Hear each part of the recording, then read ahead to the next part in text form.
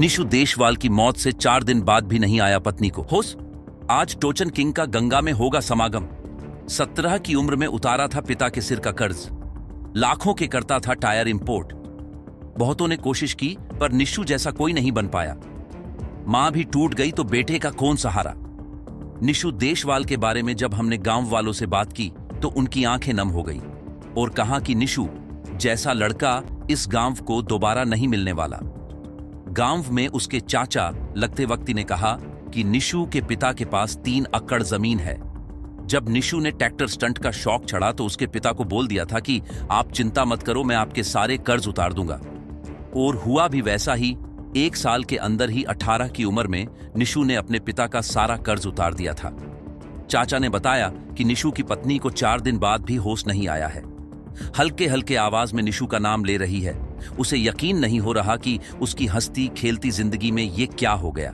निशु की love marriage है या अरेंज, इस पर बोलने से गांव में हर किसी ने मना ही कर दिया। निशु जैसा बनने को उसके गांव में भी बहुतों ने कोशिश की, लेकिन उस जैसा कोई बन नहीं पाया। चाचा ने कहा कि निशु जैसा सुलझा हुआ लड़का गांव में दूसरा कोई नहीं। लेकिन रई उमर की मां ने तो निशु ने लव मैरिज की हुई थी। निशु ने पिता का कर्ज उतारकर अपने शौकों पर लाखों का खर्च किया हुआ था। निशु के अंतिम संस्कार पर 3-4 हजार लोग पहुंचे थे। पंजाब में हादसे के बाद निशु ने स्टंट करना छोड़ दिया था, लेकिन राजस्थान, पंजाब के कुछ दोस्तों ने आकर उसको फिर से स्टंट करने के लिए हौसला दिया। लेकिन अब निशु काफी बचाव से स्टंट करता था। आज परिजन निशु की अस्थियों को गंगा में बहाने गए हैं। उम्मीद है परिवार इस सदमे से उभर गया। निशु परिवार में सबसे छोटा था।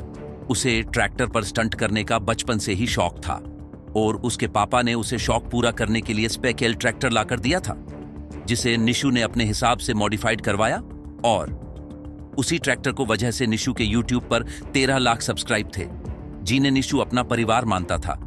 लेकिन यही स्टंटबाजी के चक्कर में लोग इस हद तक गुजर जाते हैं कि कभी कभी वो उनके लिए भारी पड़ जाता है।